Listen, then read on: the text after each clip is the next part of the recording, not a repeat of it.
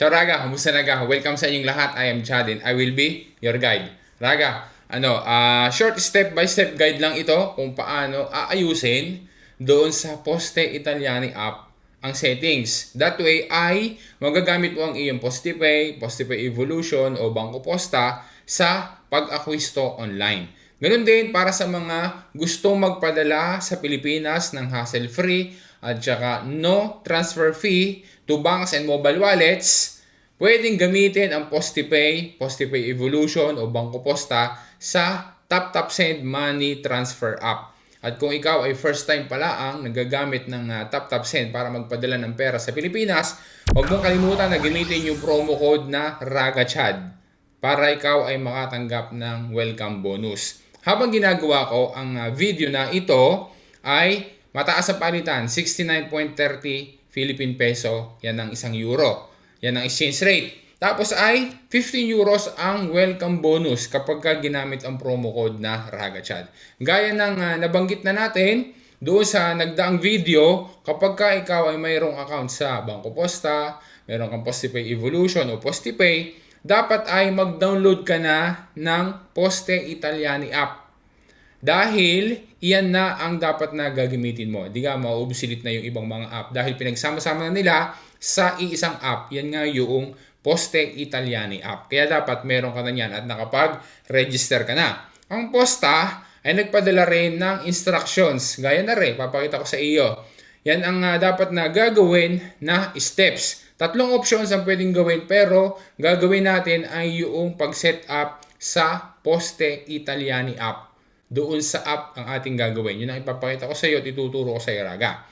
I-open mo lang ang Poste Italiani app, piliin at i-click ang karta na gustong gamitin. Tapos ay i-click naman aring impostazioni. Kapag ikaw ay nandini na sa impostazioni, dine sa bandang baba ay makikita mo aring pagamenti, acquisti online prelievi. I-click mo lang iyan. Poi, makikita mo naman are. Make sure na din sa part ng acquisti online ay naka-on iyan gaya ng sample photo.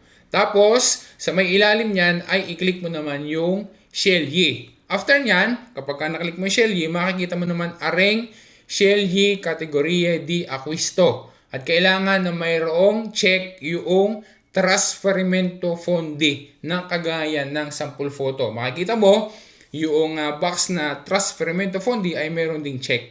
If ever na wala iyang check, kailangan na i-click mo lang ang iyang trasferimento fondi para magkaroon ng check. Poi, saka mo i-click yung nasa bandang baba na aplika. After na yan ay magawa mo, naayos mo na ang settings para sa acquisti online. Makakapagpadala ka na sa Pilipinas gamit ang TapTap Send Money Transfer app at ang fondo o yung pera na ipapadala sa Pilipinas ay diyan sa account mo babawasin. Take note ha, yan ay walang espesa. If ever na iba ang iyong Italian bank, halimbawa hindi naman sa posta ang iyong konto kurente, at hindi mo rin maayos para magamit sa pagpapadala sa TapTap Send kung sakali na iba ang iyong Italian bank, maaari na dapat din aayusin mo doon sa iyong banking app ang settings para sa acquisti online. O pure, kagaya ng ginawa ng iba kapag nagkakaroon sila ng difficulties, hindi magamit yung kanilang card, pinapaayos nila sa kanilang filiale. Mayroong iba na binigyan ng ibang karta, iba tinulungan doon.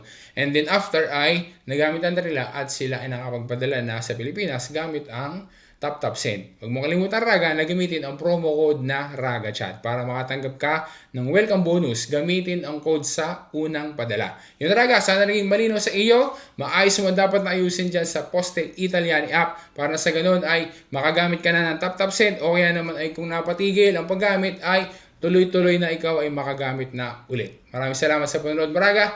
This is Chad and always remember, Chad will guide. Grazie Raga, alla prossima!